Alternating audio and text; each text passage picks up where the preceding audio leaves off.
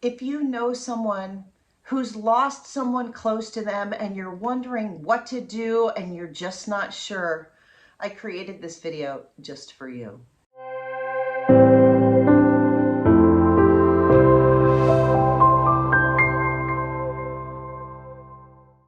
My name is Catherine McNulty, and I created a business called GriefInspired to help support and encourage those who are on the grief journey. I educate them on the grief process and what to expect. And then I give them practical tools and help them find a path to happiness after loss, because I fundamentally believe that yes, you can be happy again after losing someone close to you. So if you have a relative, a friend who has lost their mother, their father, a spouse, a child, I want to encourage you to stick with me, because I am going to talk about 5 things that you can do to help. Now, I spend most of my time helping those who are in grief, but lately I've realized that there is a need for all of you who want to support those who are grieving. And so that's why I think this video is so important. And the first thing that I want you to do, if you find a friend or a relative who has lost someone close to them, I want you to take a minute and notice how uncomfortable you might feel. This even happened to me, and I am a grief coach, a grief expert. I deal with grief all the time. And when my close friend lost his mother, I felt very uncomfortable. I felt ill-equipped.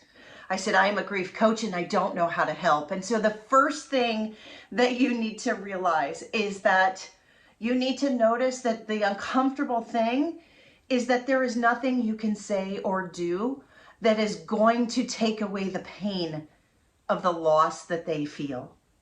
And that is just a fact. Now, are there things you can do to help?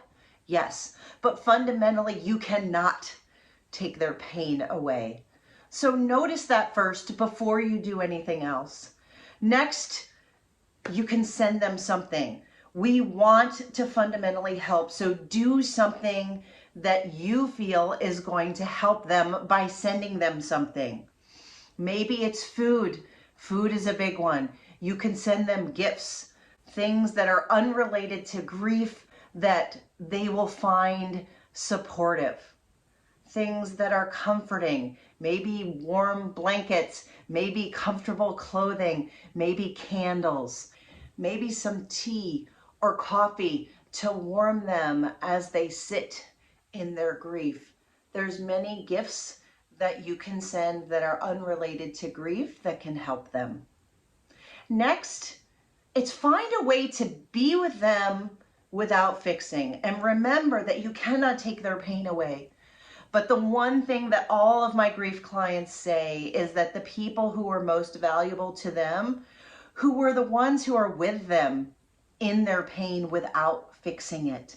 So whether you can go and sit with them, and this is not just the week of the funeral, this is for months after the funeral, you can go and visit and check in. If you don't live locally, you can call, you can FaceTime, you can text, you can Zoom. I Zoom with people all over the world and be with them in their grief and their pain. So that is something that you can do. Next, I want to encourage you to get them to my YouTube channel. I have a YouTube channel called GriefInspired that has over 300 videos to help support someone through the grief process. You can watch them yourself to understand a little bit more about what they might be going through if you haven't gone through the grief process yourself.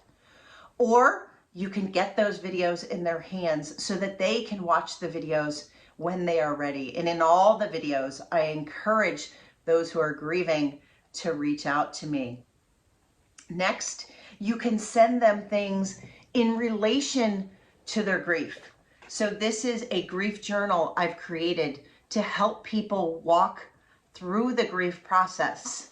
There are prompts in the grief journal to help them get started so that it's not overwhelming like sometimes a blank page journal will be. One thing I do want to say, please do not send flowers. Flowers that are cut flowers that also die are not an ideal gift. I know it's customary at funerals to send a lot of flowers, but what I want to encourage you to do is send a plant. Send something that is going to continue to live, something that they can keep with them, something that every time they look at it, they will know that you care. Flowers that die, that you have to clean up, it's just another task for the person who's grieving. And I'm speaking about that from my own personal experience. But I did have one person who sent me a plant, and that plant was something that I treasured for a very, very long time after my son died. Next, I want you to encourage them or encourage you to reach out to me if you need more support. If you want to call and talk about the specific situation that your friend or your loved one is in, and you want advice about how to best support them, I want to encourage you to reach out to me, and I will take as many of your calls as I can until my schedule gets so full that I can't take them. And then I'll figure something else out. But for now, I want to encourage you to reach out and ask me the questions you have. You can reach out to me by email at griefInspired@gmail.com. You can ask for a phone conversation, or you can just ask your question in an email. My goal is to help you support those who are grieving. And I want to leave you with this. Remember, the best thing that you can always do for someone in grief is to just let them know that you care. Check in often. Remember the anniversary of their death. And know that the pain that they are going to experience is not a finite thing. The pain will last for quite a long time, long after you have forgotten that they were even grieving. Thank you for watching this video, because it shows me that you are an amazingly caring person, that you want to help, and you might not know what to do, and that's okay.